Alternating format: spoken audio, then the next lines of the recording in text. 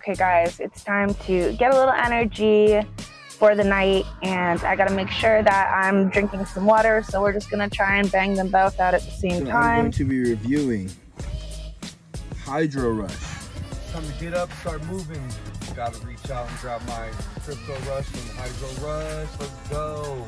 We've got to get this generator started, and we're going to need the energy to do that and to go exploring. Vibes up, fam.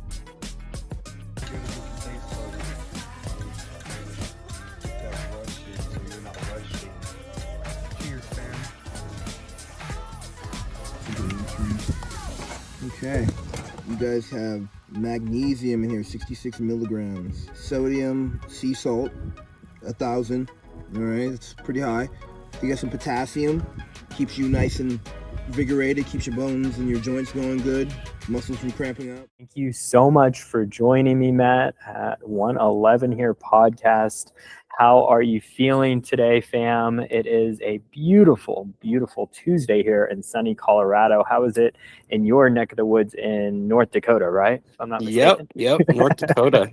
It's good. It's gotten a little bit warmer, and my cats, we've got a little catio, and we've got two little guys huddled up together. They like to hang out there together, and then our older lady cat, well, she's not older, but she's hanging out in a different window. So it's a good day when the cats are happy. Definitely, fam. And I think that's how we bonded over time was, well, just not cats, obviously, but our love and joy for everything in crypto as well. And then also the community aspect, right? And I know when I first met you, man, it's got to be at least almost 2 years now, right? I feel like I've known you forever, Matt. It's getting close. Yeah, it's getting close. Almost it's been the about 2-year that mark. long. Yeah, and we first met on Twitter Spaces, right? And then from that experience, we kind of just kept running into each other in spaces over and over again. You know, consistency is key, especially when you're developing relationships with people online. And then it's just one thing led to another. Finally got your number. We finally got a meeting going here, and look at us. We're here, and I'm really here. Yep. we're finally doing this. And yeah, maybe just general synopsis or highlight about your life just for the audience, you know, a little bit about more background about Matt. Who is Matt? Why is he here? How is he so important that he got to be on 111? Oh, podcast, I feel kind of presidential now. I'm getting an interview. You are. Not everyone gets interviews over here at 111 podcast. So, you know, just kind of, just a little bit of introductions, I think would help us give us some context of, and then kind of layer the conversation as we continue on this new beginning story for you. So take it away, Matt. Thank you. Yeah. So, I pretty much grew up rural. I grew up on a farm, and that was where I got my love of cats. Pretty much when I was growing up, it was kind of our job as the kids to go out and find these batches of kittens that would be born, and we would go out, we would try to tame them, and you know, some of the kittens would survive winter, others wouldn't. So I grew really attached to these groups of kittens that would be born, and that was sort of where I learned to love cats. And then I also had a grandma who really loved cats. She used to kind of do these little soap operas with the cats and give them voices, that sort of thing. So she was like my lady, my favorite adult, I'll put it that way. And pretty much went to college to be an English teacher, and I did that for I went to be a writer, and then I decided to be sensible and get a teaching degree. So I taught English for a little less than a decade, and I did some technology stuff and ended up in a tech part of education. So just basically teaching curriculum technology to students. So and then after that, around 2019, my cat Thurston, who was just actually a farm cat that my parents, they pretty much had a neighbor who had these two white kittens, brothers, and Thurston was one of them, and he was like a little rapscallion running around out in the dirt for the first part of his life. And we went back for, I believe it was Thanksgiving one time, and they said, "Hey, check out these beautiful white kittens we've got." And there they were, Thurston and his little brother, who we called Creme Brulee. But we weren't able to take two. We were only able to take one. and Thurston was the one who sassed me first. And I have a thing for, I like the sassy ones. I like sassy cats, and you know, people with a little bit of sass are kind of up my alley too. So yeah, that was how we ended up with Thurston. And in 2019, I believe I posted a video, which was pretty much just a conversation I was having with Thurston, which was normal for us. And he kind of did a funny thing, which is throw his head back and meow, which is like his signature move, I guess you could say. And that was the video that ended up going viral later that year.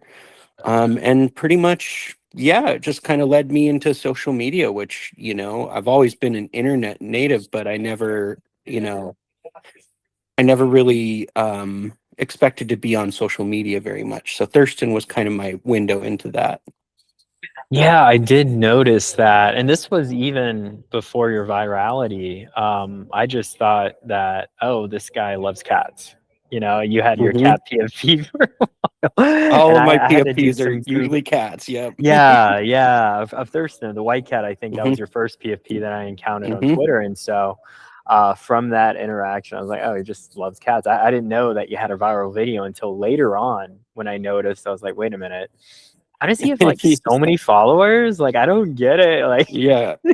Yeah, I kind of I crazy. tend to not lead with that because, you know, well, Hmm. one of the things is when Thurston had his viral video, you know, we Hmm. had kind of choice to make. And you Hmm. know, there are some people that are really good at like kind of capitalizing on that, and for us it was just more about having fun and, you know, the fans and people. And, you know, so it wasn't, you know, we didn't really go too far as like trying to turn it into anything. And Right. you know, so I've always wanted to keep him just a cat because he's a cat. You know, he's my Hmm. cat. He was my cat. So Right. mhm. Yeah, and he passed away a few years ago, right? Like, how long Yeah, has it been? pretty much the same day or same time as the Queen, basically. So it's been 3 or 4 years now. And Okay. he got, well, actually he had gone through this really extended battle with kidney disease due to, you know, this diet we had him on, that our vet put him on, and it turned out to be a bad diet. And Oh. basically we got him stem cell therapy to try to combat it, but eventually he ended up with nasal cancer was the thing that took him. So Oh, okay. Nasal cancer. yeah, Interesting. kind of a weird one. You know, that Yeah, was, we it's just very thought it was like uncommon.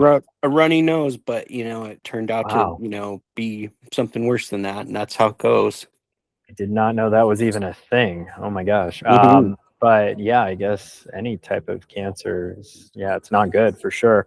I Hmm. want to go back to, you know, his virality. So where did he like, and maybe this is a really great way to talk more about the content that people post. And did you, when you were creating the content, when you post the content, like, did you know it was going to go viral? Or you were just like having fun, I like, can kind of give you like a, so it's sort of mhm. like, actually we started on Vine. Oh, And okay. yeah, so I always kind of, you know, I know short form video at the time had a lot of negative kind of Mm, connotation or press or whatever, but yeah. I really liked that the videos could be like punchy and Hmm. fun and experimental, you know. Hmm. So I spent time on Vine just experimenting with the format and trying to make it sharp and punchy. And, you know, I liked that you could do stop motion with it too. So that was sort of the DNA of, you know, it was these, you know, to try to keep it punchy. And, Hmm. you know, now modern day, I think that's kind of normal, like to really Hmm. like recognize that, you know, you got to keep the dopamine flowing. But, you know, Vine was kind of early to the table. And, you know, then when Vine shut down, which was kind of like just right after it had its kind of blow up, it shut down almost immediately after. Then we Right. decided to move over to Instagram. Oh, okay. And I believe that it was somebody had picked up one of his videos on Instagram and Hmm. posted to Reddit, was how it kind of originally got, you know, noticed or whatever. But yeah, I Oh, wasn't really, I had kind of, to be honest, I'd kind of thought like, well, you know, I had built like maybe a following of like 10,000 on Vine or something like Mhm. that. And for me, Yeah. that was like a lot. And I kind of was not really loving the idea of starting over again. And so I was just posting really for fun at that point. And Mhm. that was kind of actually a friend is the one that told me that I saw, he saw my cat on, I think it was Facebook or something, because I wasn't paying any attention to my social media at the time. So Oh. yeah. But after that, then I thought, oh, this will be fun. We can do, because I liked to like experiment with my videos, and like his YouTube was the place where I did like the most experimenting. Like I actually would like put like secret messages into the YouTube videos, and Oh. you do stuff that was just kind of weird and unique. Like there's this genre called YouTube poop, which is just like kind of like making like weird kind of like bringing in a mix of media, like Mhm. little moments from old shows or little meme moments, and just kind of pushing it into the video. And yeah, I had a lot of fun making videos that were just a little bit more experimental, not only cat videos, but they were Gotcha. all revolving around Thurston, so Mhm. it was just a mix of things. Had a lot of fun with that. Whereas Instagram, I mostly did short form videos. I had kind of like a personal rule, like no longer than a minute, or Sure. no longer than 30 seconds usually, but a minute Oh. would be the max.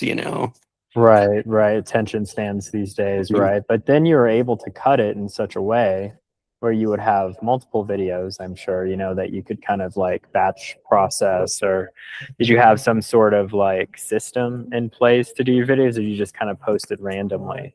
To be honest, I kind of took the format from Vine, and then I just sort Mm, of brought that into, Instagram. So I would kind of set like the same time limit as Vine. Like I would have a rough time limit of like 6 seconds per clip, and then I would move to another clip. So it would be that was kind of the flow of his videos, was really short, and then it would be another scene, and it would be something he did, and he was always doing some craziness, so it was really easy to have these short clips of him doing funny shit, that mhm. I would pretty much like just kind of squash them together. Right, right. No, that makes perfect sense. I love that.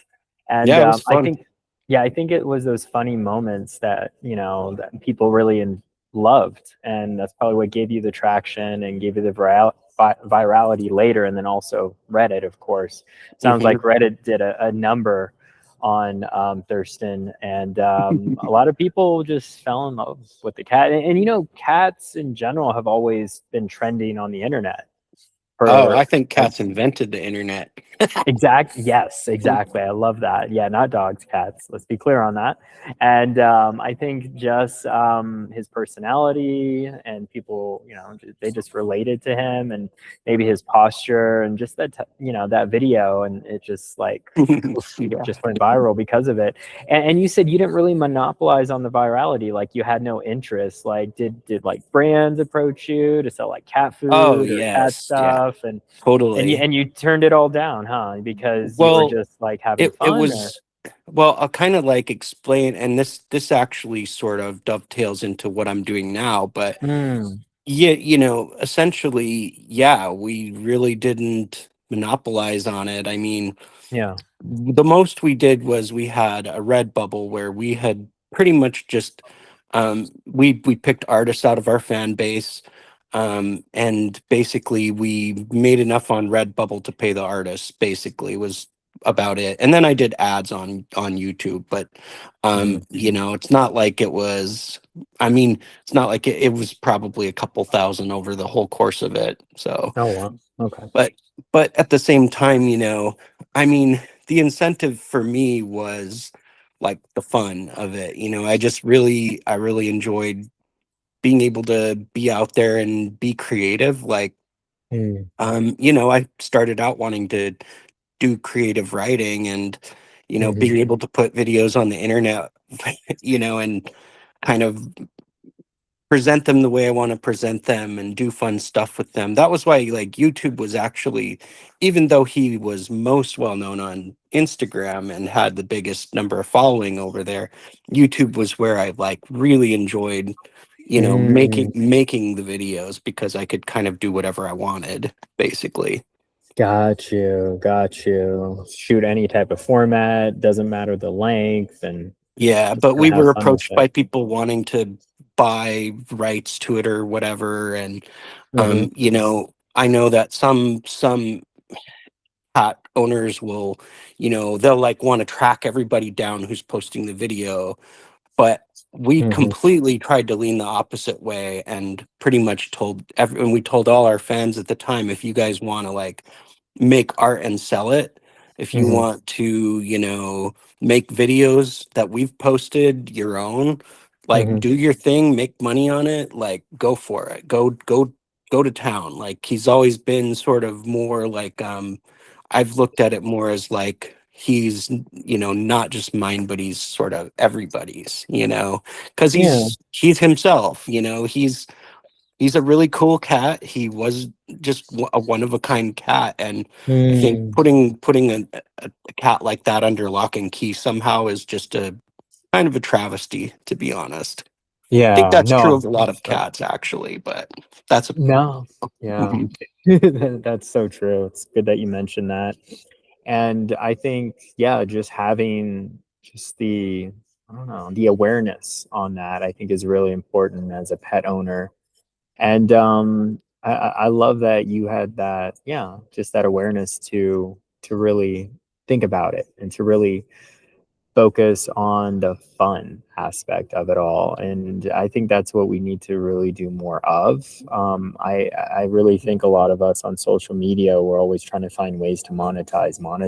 And when you do that, you don't really get anywhere with the Well, content that you're making, you and know? I also really do believe that people can tell if you're having fun or not. And Mm, you know, I've watched YouTube for years and I can always tell when somebody's phoning it in or when they're just mm, not having fun anymore. And, you know, like a good example would be like PewDiePie. You know, I'm mhm, not a big PewDiePie fan. I don't watch PewDiePie, but mm, you know, I'll catch clips of his from now, you know, from time to time and or H3 Ethan, right? He's, you know, somebody I can still tell Ethan's having fun with it, but like I look at somebody like PewDiePie and he seems like he's not having fun with it.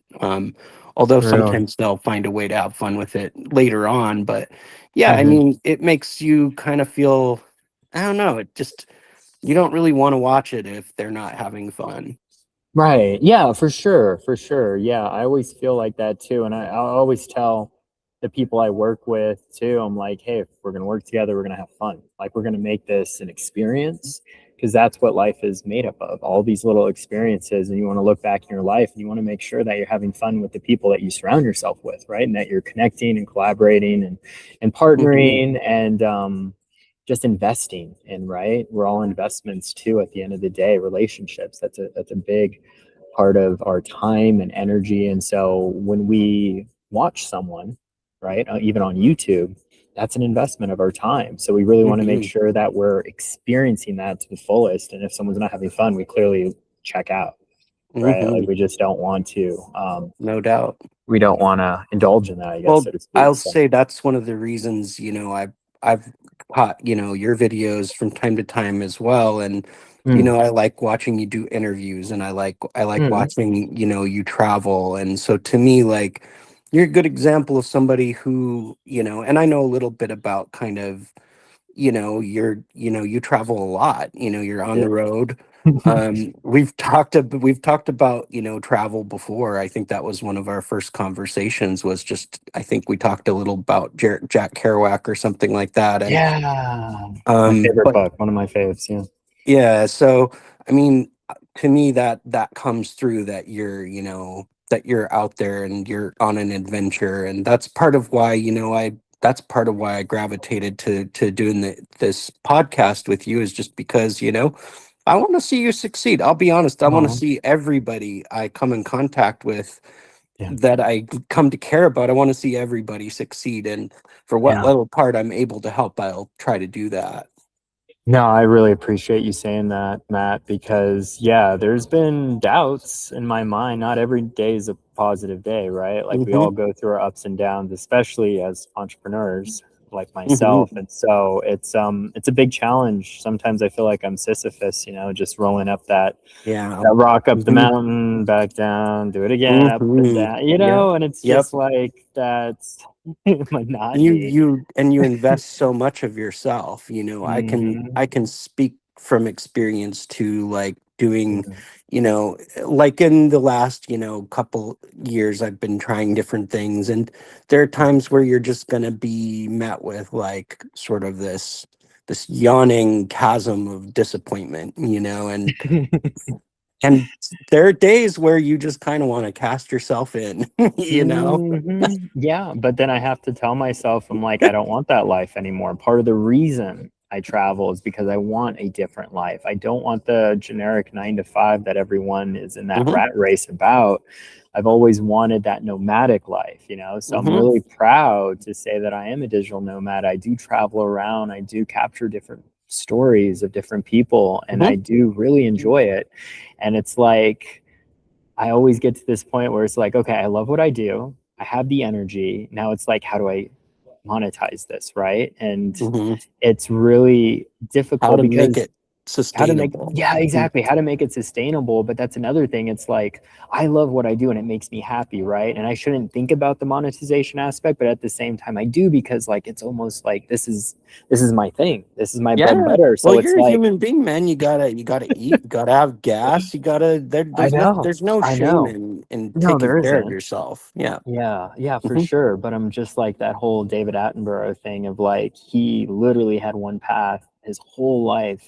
He was a narrator for all these different animal documentary series that I really, really enjoyed. I Hmm. really aspired to be someone just like him, just like tell the story, Yeah. go travel around, meet different people or animals, and I love it. just Hmm. do that. And I'm just like, that's that's so attainable. It really is, but it's Hmm. like it's just showing up every single day, putting in the work, putting in the time, putting in the effort, and Well, you've really, got a killer work ethic, dude. There's no doubt about thank that. you. Hmm. Thank you. I appreciate that. And I wanted to go back to a question on your work ethic, actually, because this is something that I have found really just interesting about what I've learned from you as well. And it's like, Sure. do you have a format that you live by? Do you have like a routine that keeps you positive and uplifting and encouraging? Like, tell us a little more insight about your day to day as Matt, because I'd love to hear that. Well, there's a great analogy, like how dogs chase tires. That's pretty much me. Well, no, I mean, to be honest, a lot of how I approach life is the same the way as I approach my day to day. It's just trying to keep, people at the forefront, Mhm. and I try to keep like a narrow focus too, because it's really easy to get distracted. And I've ended up, learning a lot over the last year about what I want, what works, what doesn't work.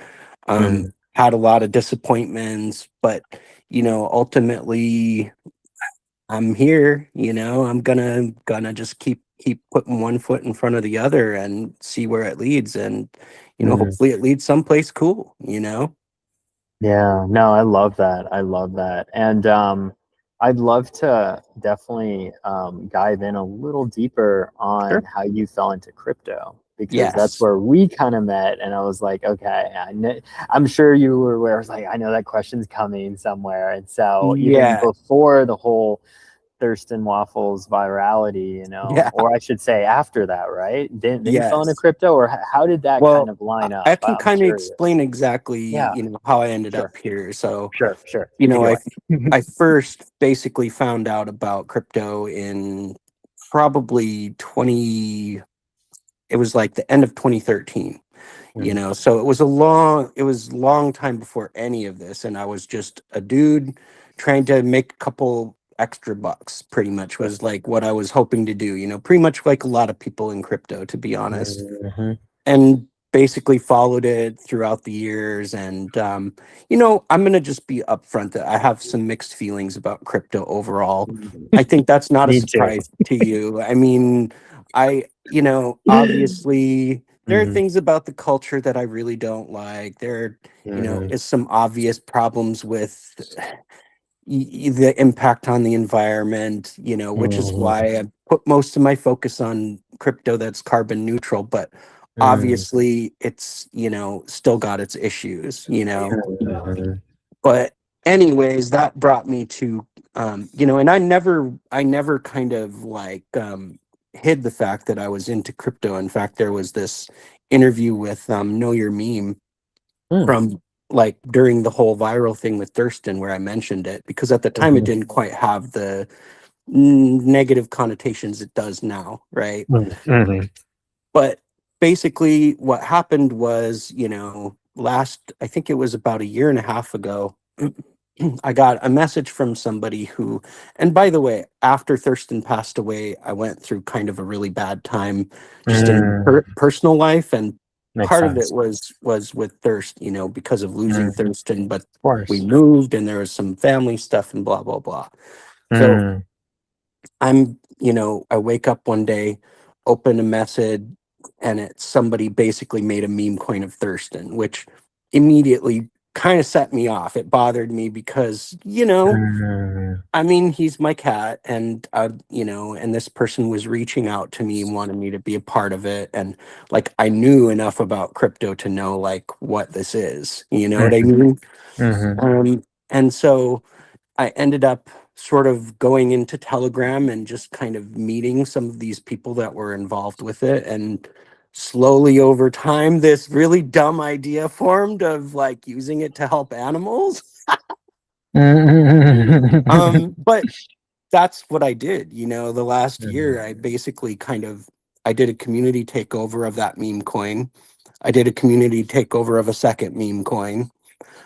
And basically, you know, I've used it to help animals in a variety of different ways. And that's still the ultimate goal of why I'm even online right now, is basically to help animals. You know, mhm, I'm the first thing I did was I went to Nashville to tour this shelter down there. They have a particular problem with hounds, basically, where mm, people love hounds, right? But they, mhm, you know, they're not allowed to keep them in town, so these hounds will get bred and then they'll end up, you know, in the cities, basically in the city shelters, but people can't adopt them because they're not allowed generally in like apartments and stuff. They're too big a dog. mhm, So, you know, I pretty much, you know, that was one of my ultimate goals, was to help them kind of improve their shelter because it was in bad shape, basically. I mm, haven't gotten to that yet, but I did get to help a shelter uh, in Wisconsin, that they basically had a pipe explode and it flooded the shelter. They're pretty much a shelter for special needs cats, and they lost several cats during the process of that. And aw, basically, okay, so this is kind of a funny story. To me, it's funny, but there's, you know, you know as well as I do, there's a ton of scammers in crypto, right? yup. So so these guys had made like basically a meme coin where they collect royalties. This was after I first got into it. And Mm, then the whole temptation is they'll go to a creator and pretty much say, hey, look, we've collected these royalties where you can, you know, basically you can have the money if you promote the thing. So I took the mm, money, but I didn't really promote the thing. I kind of just, because they're royalties, they're all I had to do was log in, and yeah, I right. mean, you know, it's my social media. So then I gave that money to Mhm, the shelter. mhm, And then I got the really crazy idea of doing TNR in you know, different places in the world. So like what I'm working on now is I want to do like decentralized TNR. mhm, So basically, you know, one thing a lot of people don't understand is that when it comes to doing something like TNR in another country, there are a lot of places in the world, like Westerners don't understand that like you can't use PayPal for everything. You mm, it you can't use Venmo for everything.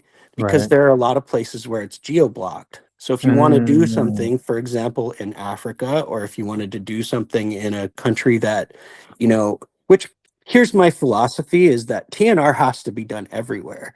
mhm. We shouldn't be picking and choosing which places deserve to have their animals cared for just because, they might have a bad reputation as a country or whatever, right? Right. TNR should just be a worldwide thing that gets done, or that we at least attempt to get it done. Because, population control is how you prevent disease, and it's how you Mhm. essentially, prevent suffering, is the way I look at it. It's the Right. easiest, most quickest way to prevent suffering. Mhm. So, anyways, within crypto, no surprise, there's a lot of Nigerian people who are there, which, not like a lot of people think, just to scam. There are a lot of them there who are just trying to basically supplement their income. Because Right. just like people in America, a lot of college students in Nigeria essentially are looking for jobs, and they've got a really shitty job market over there, Mm, to where basically it's who you know is the best way I can put mhm. it. If you Right. have, say, an uncle who works in a place, then you're likely to get a job. Or if your uncle knows a guy or Mhm. whatever, that's kind of how the job situation works over there. Hmm. So essentially, you've got all these students who are just looking for a way to make an income. And I've met a ton of really awesome Nigerian people through that who are just in that exact situation. They're students, they're trying to make a little extra money because they have a hard time finding a job. They're feeling the pinch with money, same as a lot of students here in America, right? It's Mhm. no different. Well, basically, the idea occurred to me, well, hey, I met all these people. This is a country who probably doesn't have much in the way of TNR. I'm going to lean into that, Mhm. and I really don't care about the optics of it because, like I said, from a philosophical perspective, TNR just has to get done all over the Mhm. world, regardless of whether a place has a bad reputation or not. So essentially, that's what I'm in the middle of right now, is I'm in the middle of building out a TNR in Nigeria. And basically, I did it by finding a vet who's not involved in crypto and convincing them to get the supplies, and then pretty much get them to a person that I met that's really passionate about animals, who will do the captures basically. So that's kind of what I'm working on. And I also been meeting people in different countries as well. um, Russia, Indonesia, Mexico, who I think also could be, potentially a place that could do TNR. Right. So you want this to be So like I'm universal kind of. Yeah, I want it to basically be like, hey, if a person has an interest in helping animals and they Mhm. want to do TNR, my ultimate goal would be connect them with supplies, Mhm. connect them with educate them, and basically make a system where we could do low cost TNR without it having to be some big formal thing. That's the Mm, decentralized part, is it would just be, here's a person who wants to do it, here's a vet who will help. Let's connect the two people, give them some training, and mhm. get them out there to, do some population control. And Mhm. ultimately, I don't really care if, we're able to like solve a problem in an area completely. It's more about, just reducing the systemic suffering by treating Mm, every single animal like it's a win. Every single TNR to me basically is a win. And that's kind right. of like the approach I want to take with it going forward. I love that. I love that. Have you thought about like incentivizing people to do this, almost paying them, but getting like grants and certain funding that could pay people Yes. to do this? And then that way you would actually give jobs out to people Hmm. that really need them across the world. And then they feel fulfilled because they're doing something of value, right? And they're getting paid to do it. So obviously that would give them a sustainable Yes. income as well as doing good in the world, right? Yeah. And So absolutely, I am like 100%. I believe that volunteers should be paid. I mhm, mean, it can't always be what we'd like to pay them. Like, right, I would it's like to be something. able to just Yeah. throw money at this and make it all happen. I'm not that guy. I don't have Right. I'm not a wealthy man, right? Not But yet. I'm passionate, so I'm Right. doing what I can. Right. And that's kind of the ultimate goal. And essentially, I ended up, even taking over the meme coin, just thinking, hey, what if I could take all this money that, because I own like a certain amount of it that is basically locked, and then pretty much could be used for whatever in the future, right? So Mm. I'm hoping that eventually that could fund the TNR. But even if it can't, I'm still going to build it out and do it because, Mhm. I think it needs to be done. And I'm not sure if I'm the person to do it, but I'm going to try. Yeah, definitely. I'm just curious, have you also thought of connecting with other people who are wanting to do something similar as you and almost like create collaborations or partnerships? Because I feel like there's a lot of people out there that have this idea of like universal TNRing animals Mhm. across the globe. So have you thought about that at all? And what have you kind of... Totally. I mean, that's to me, like, I'm also, again, this is more of like a philosophical stance for me, but I'm a big proponent of decentralization because I think Mhm, that, if you look at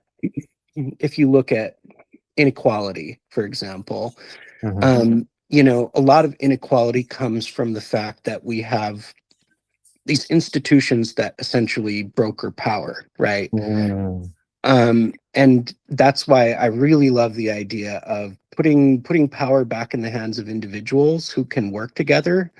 I'm really in favor of communities, community work. So the idea of working with somebody to do TNR, that's what I want to do. Legitimately. The only problem is I'm one dude and mhm. I've got a lot of things in the fire. So, I'm juggling a lot of stuff.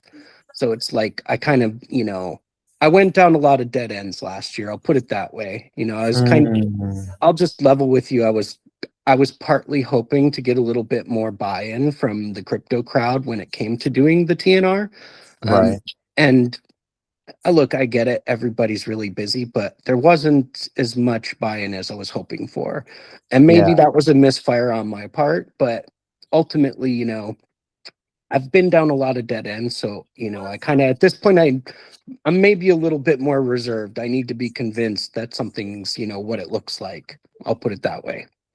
Well, I've always seen like the crypto community has always been like there's a lot of players, right?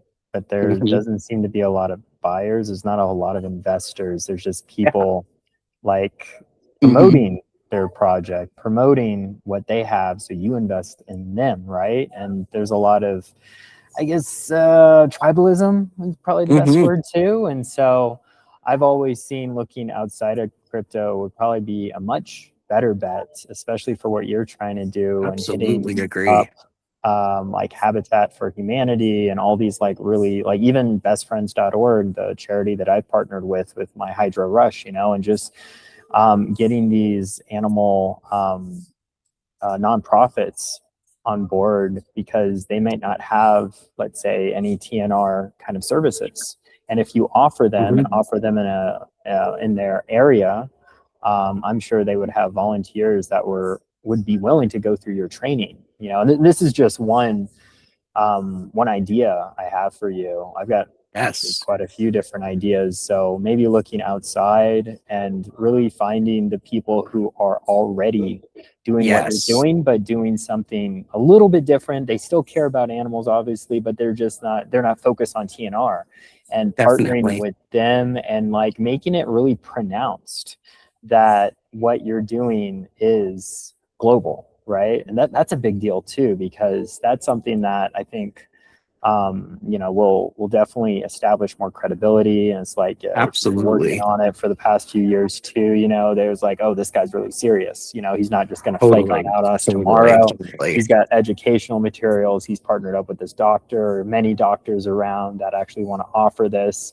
He's getting funding right now, and even finding a few grant writers. Well, you're a writer yourself. You said it yourself. I know if you can have some type of grant writing in order, you could probably get a lot more funding than you think you do. You know, I think you just have to just open up your mind more than crypto. That's what I found anyway, just even the last few months, you know, going to all these different networking events and meeting all these small businesses and running more of a creative agency now, less of a radio show. And I've just really, you know, figured out of like, wow, there is a massive world out there that really wants what I have, that has so much, you know, we have so much value sometimes, Matt. And I feel like we don't really focus on our value and really show it to people and show how useful we really are, because we're so talented. I'm a big believer in that. And I think if people were to just listen, right, and really open up their minds and their pocketbooks, right, and really see what we have to offer, it's really a gem. You know, what we have is really really special, right? So that's just something that I would definitely consider if I was you. You know, just hitting those different animal, like nationwide. These are nationwide animal organizations, right? That really, maybe they don't have a TNR service, and maybe now you can help them out with that. And who knows, they might even pay you for that because they have funding set aside. I don't know. I don't know. Like it's something that. Yeah, I do have kind of a. I do have like I'd like eventually for there to be like a pooled fund where essentially, you know, it would be one central thing that, you know, everybody could monitor basically, or there maybe would be some kinds of like controls over how it's spent or whatever, like multiple people would have control over it, whatever. Like the vision eventually would be, you know, pretty much like you could basically publicly fund these, you know, these TNRs. Or even you could choose, you know, which TNR to fund, basically, you know, and actually, I would also like these TNRs to kind of do their own socials as well, you know, like show things, and, you know, I'm going to be walking them through, you know, like some of the mechanics of it and how it has to be done. But as far as how they present it, like that could kind of be up to them. So to me, that's like, that would be part of the incentive for someone wanting to do the TNR would be that you could kind of do your own socials, and, you know, I would support the best that I can, basically. But yeah, I'm open to all ideas, man. So I keep them coming. I appreciate it. Yeah, of course, because, you know, if I had time, that's the kind of thing with us, you know, it's that we run out of time. We have all these ideas, but it's really hard to implement them because, they take time to develop as well. This is the thing, man. Like I did when I was doing social media back like half a decade ago, it was a really different landscape than it is now. Like I'm just telling you, like, it's not the same as it used to be. Everything is so optimized now that I've seen lots of really good voices that don't get heard, and that bothers me, because I think say around when I started Vine, you know, like maybe 20, I don't remember if it was 2017 or somewhere around it, 2016, I don't know, or maybe it was earlier than that even, I don't remember. But, you know, it was kind of like if you put in the work and you brought the quality and you had like a unique product, if you want to call it that, like people would take notice, you know. Right. I mean, that's just kind of how it was, is like, not saying everybody got seen, but you had a much better chance of being seen as a unique creator doing something out of the ordinary.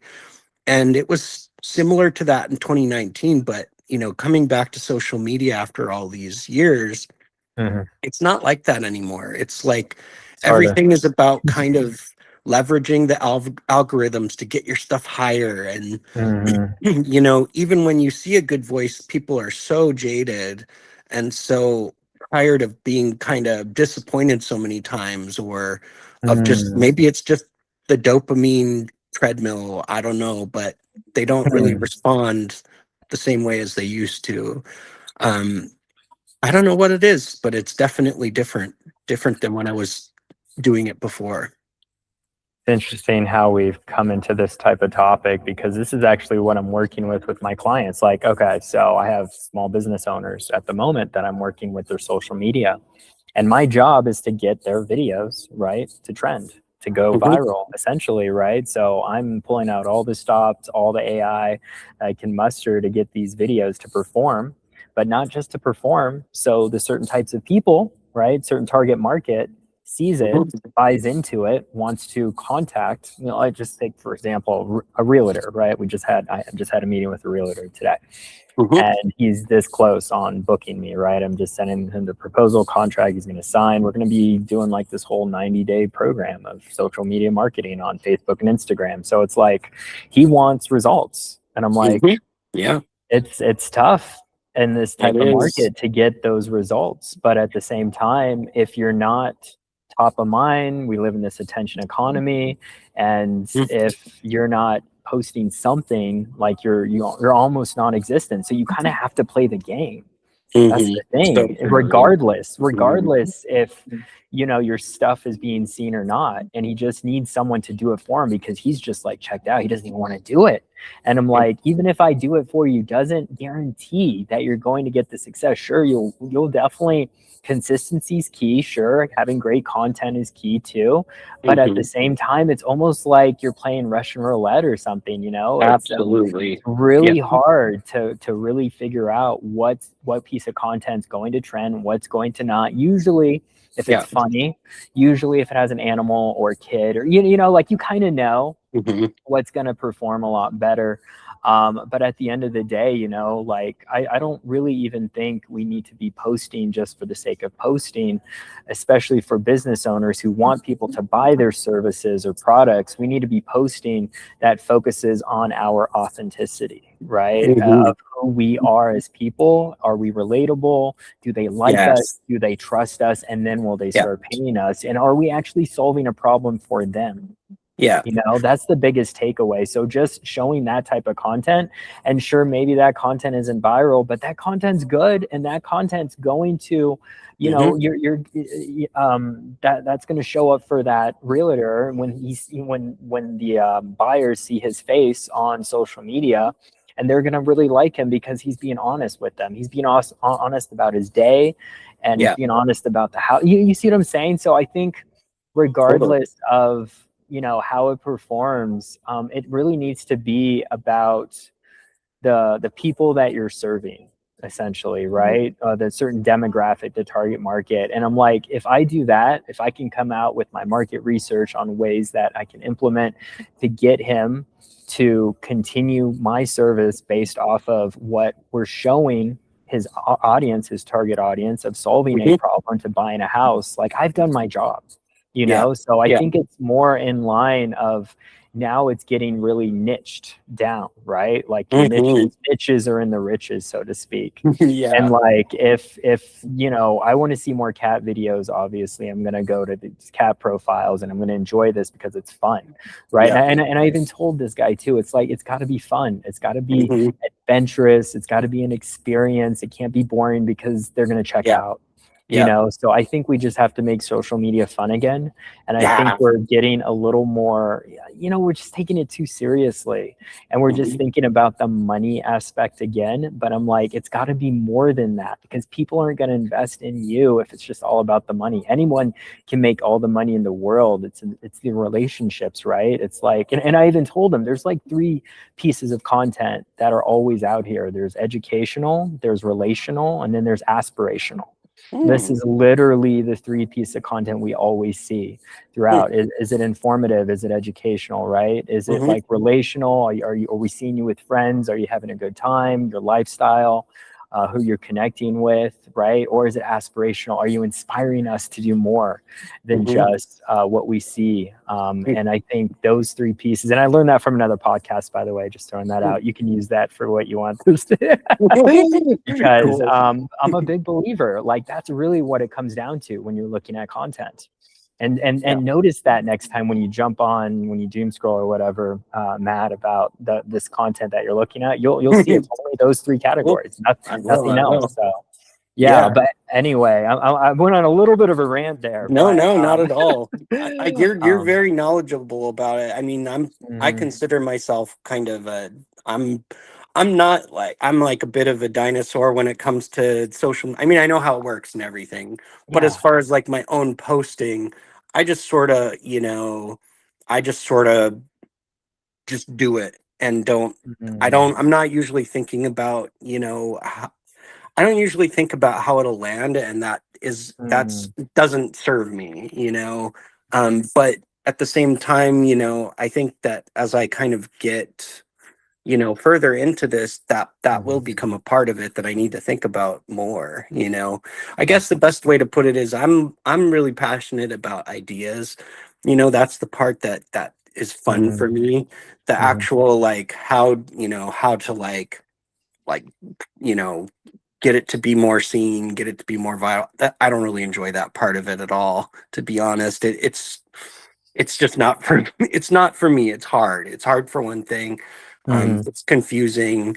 You know, I'm not usually good at like thinking about like a target audience. And this is a perfect example of like coming into crypto and thinking, okay, they will, you know, if I show up every day and I'm really passionate and I, you know, put in my all, you know, they're gonna like suddenly develop an interest in TNR. Maybe that's a misfire. You know what I'm saying? Like, so to Right. me, it's sort of like I generally tend to like lead with the idea, lead with, you know, the passion, and I don't always stop and think about whether I'm headed in the right direction, and that's something I'm kind of working on a little bit, you know. Yeah, I feel like we should have a target. That would be smart because then we can figure out how to get to that target, right? Mhm. Or goal, No right? doubt, no doubt. If we don't have a goal, we're not. I feel like we're treading water in ways, and Remember what I said about the dog chasing the tire? yes, Matt, I do, I do. It's so funny, a great analogy. I was thinking of that one movie Up, you know, Squirrel with that dog, and he just like he's just totally checked out. Yeah, he's totally distracted all the time, and Yeah, it's sometimes we do get that way, and not good movie too, by the way. great. Oh my gosh, one of my Yeah, favorites. I wish Pixar made more movies like that nowadays, but yeah, I totally. think yeah, that was a different time, a different time. But all that to say, yeah, social media can be targeted, right, in a specific Mm-hmm. way, and it can really speak to a certain audience. And basically, I feel like that's where we've come to, right? Because it's so massive now. There's so many more people, and sure, your stuff won't be seen by Mm-hmm.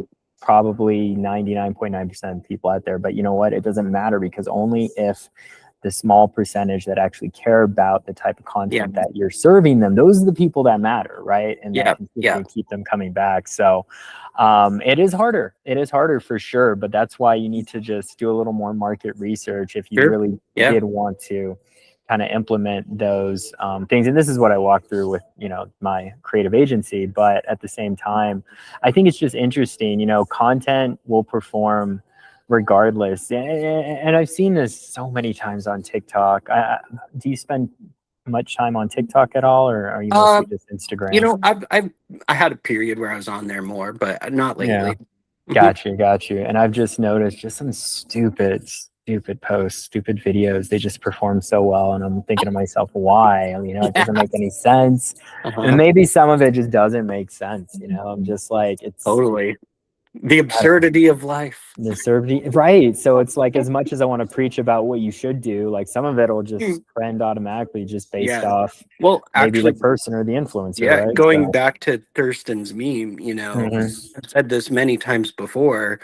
I don't think that I don't think that me or my cat are particularly special. I do think that there's some element of randomness to it because I'm mhm, telling you, like, I follow tons of cats that don't have a bunch of followers. I follow cats that have like 200 followers, you know, because I just love cats. And mhm, there are so many people and so many cats out there that deserve that attention.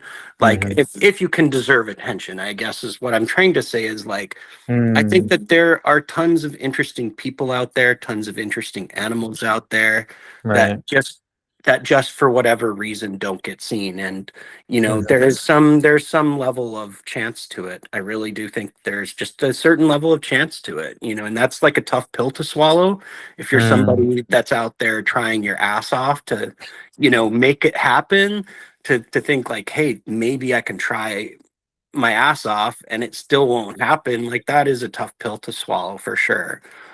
So mm, yeah, and a relatable one, I think, for a lot of people too.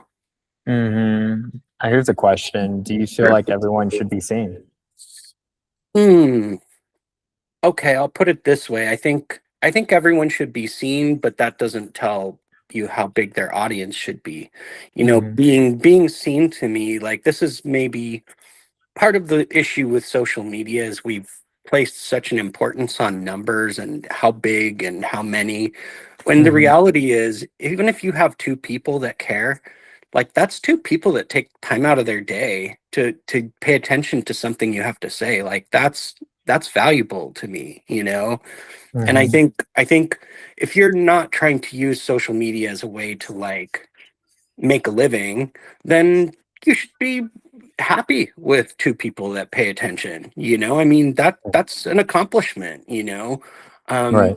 I've got people that I've met through the last year, and I have people that I met back all the way back in 2016 that I still talk to regularly because Mm. they're just mega cool people. So like you never know, don't close your mind to like meeting amazing people just because of whether they do or don't have a lot of followers. There's a lot of amazing people out there to meet, and just strike up a conversation, send them a DM. That's how I get to know like 90% of the people that I talk to. Like just hit them up, just send them a DM, and you might be surprised what you find out you have in common. Yeah, reach out, be proactive, not reactive, right? So Hmm. I think that's really, really important. Great advice too, and that kind of reminds me of one of the first books I read. My dad actually gave it to me, "How to Win Friends and Influence People" by Dale Carnegie. Have you read that book? I haven't read it, but I know of it. You know of it, and you kind of know the general highlight Uh, synopsis. give me a synopsis. Basically, it's not about you; it's about them, right? It's about asking Mm-hmm. questions. It's about investing in others before you invest in yourself, right? It's Absolutely. all about, and these are just like some marketing, Hmm. Yeah. strategies that you use for salespeople, right? Of getting to know people, and I think as a society, we've kind of lost that essence of asking questions to people and just Hmm. talking about ourselves and not asking what's up with you, what do you do, and how do you do it, and how are you, the way you are, and just really taking a little more time, a lot more interest in people, being curious, right? That's another Yeah. thing, staying curious on others too, and Hmm. really focusing, yeah, just on them and their viewpoints and follow-ups, and just making it a point where it's just over and beyond your scope, and you don't know everything, and I hate those people that think they do. I Hmm. actually had a good friend. Well, he used to be a good friend. We don't Yeah. speak anymore just because he was that Hmm. way. He's Yep. like this know-it-all, and I'm like, I don't want to surround myself with those types of people that think they know everything. Hmm. I want to be this, Open-minded. humble Hmm. person that doesn't know anything, and I want to know more. See, this is why I'm Hmm. asking you the questions. This is why I'm showing up the way I'm showing up. This is why we're even doing this interview, to get to know you more, Matt, and to figure out Yeah. what makes you tick, right? So, and this is why I'm so passionate about interviewing as well, because I don't know everything, and I want to know. I want to know, So, I also am passionate. I've done a few interviews myself last year I interviewed a mm, Polish entomologist about cool. about basically pigeons are another animal that kind of gets dismissed, and they actually have a pretty Mm, sad plight. But I won't get into that. But I love doing interviews myself, and I just think oh, it's so interesting to learn new things about people. And yes, and definitely. actually, Don, this is something that I think you Mm, do really well, is that, I mm, think a lot of people, they put their social media up and they put a video, and they kind of just expect the algorithm to like magically pick it up and make people care. And the mm, reality is you've got to like pound pavement. You've got to talk to people. You've got to be present. And, mhm, like most of the way I do that is just through DMs. Like I prefer that to like talking on the timeline mhm, personally, but right. you're really good at getting out there and talking to people. And that's to me like what I think gives you your edge, is that you are willing to be out there communicating. And a lot of people just kind of a lot of people just kind of want it to kind of just happen. And you're not a guy who just wants it to happen. You're a guy who wants to make it happen. And I think that's what gives you a good leg up over a lot of different creators, man. Thank you, Matt. No, man, I'm so happy you said that. I want to give you like the emoji hands right now. There we go. Celebration. Yeah, man. I've spent a lot of time developing my communication skills. I think as a space host, you spend time cultivating your communication skills, talking to people every single day. You know, I've been running a show literally almost 2 years. I've taken a break this year because I finally came to the realization, you know, that spaces, it's just not it. Not it for me anymore. Maybe I've moved on.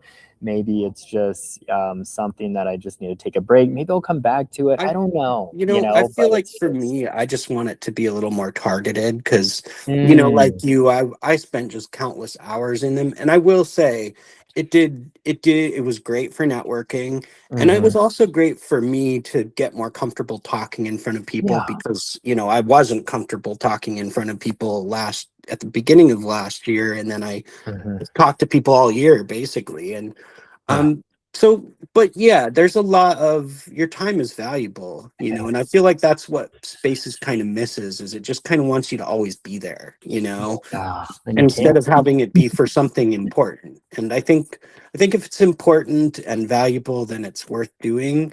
But I think if it's just filling time, which sometimes that's what it is, it's just filling time or trying to keep people present, then yeah, that to me is not as valuable. Yeah, and it's just such a small market too. There's only so many people that actually use Spaces, even know about Spaces on Twitter. And I like, and a lot of them are the builders, like you said, or the people working on something. Yeah, and they're not going to invest in what you're working on. They want you to invest what they're working on, right? Yeah, like, exactly. Oh, yeah, I'm not. There's been so many times like that, and I've just literally the last month I've had that realization, and that's why I've been spending the better part of most of my days going to IRL events, networking, like actual networking events, and meeting real people because I find that way more beneficial. And I always tell people too, I'm better in IRL, right? I'm better in real life. I've heard that before for sure. So it's like, why am I wasting my time here?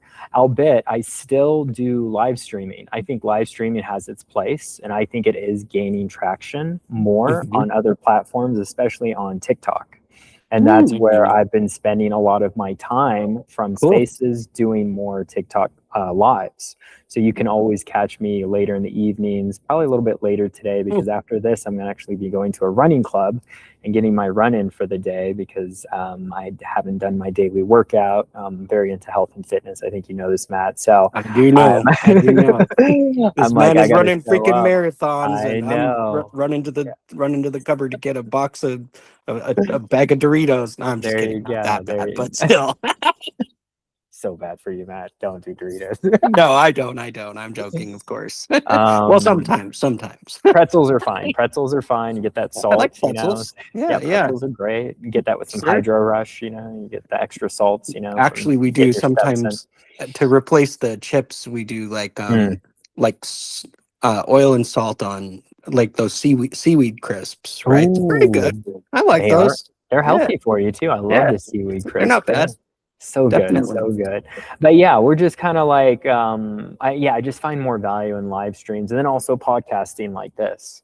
Like as long as you're consistent, as long as you keep posting these episodes and you love it. And this is something I really love. Like I haven't gotten to the point where I've monetized this podcast yet, but that is in the works. That is in the future.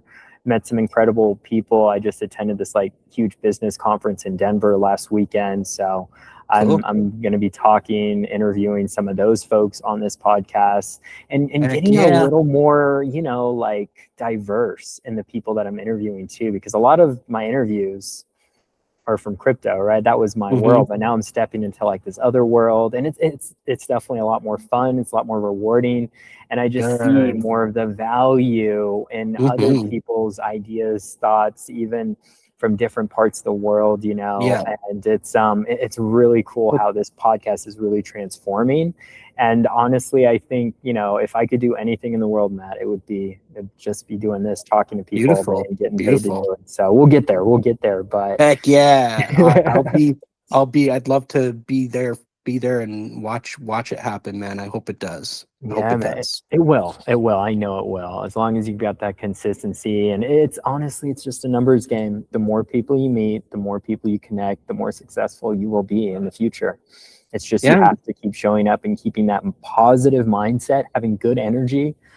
Man, having good energy really goes a long way. And I'm fueled by other people who have great energy, just like yourself, Matt. You know, you've Oh, got thank one of you. these people. I got to give you flowers too. You know, you're one of these people that just has really great energy. And I was like, I got to get him on the podcast. Appreciate it. Yeah, of course, of course. Well, no, And it was fun. It was fun talking, man. I'd do it again. mhm, definitely.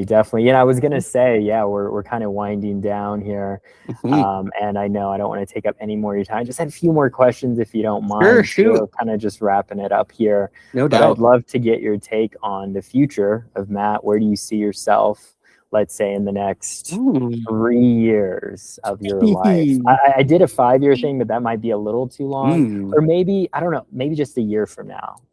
You know, honestly, I'm sort of, you know, this whole thing, this whole experience has just been Mhm, about putting myself out there again, because after, you know, after Thurston passed away, and actually even when Thurston was alive, I would have long periods of being a hermit. And this is like the mhm, thing, you know, I might sound really social, but I'm mhm, actually an introvert, to be honest.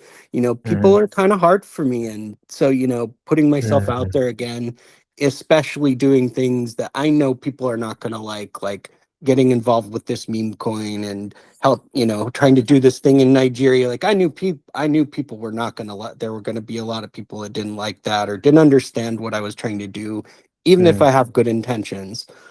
The mhm, reality is I didn't know what I was doing at first. I just kind of stumbling through it and figuring out like, why am I here? And now mhm, I feel like I'm at this point where I've tried a lot of things. I've figured it out, like what it is that I'm trying to do, and I really want to just stay focused on doing the TNR basically. And mhm, so essentially, I've got, you know, like three projects that I'm kind of focused on. The one is TNR.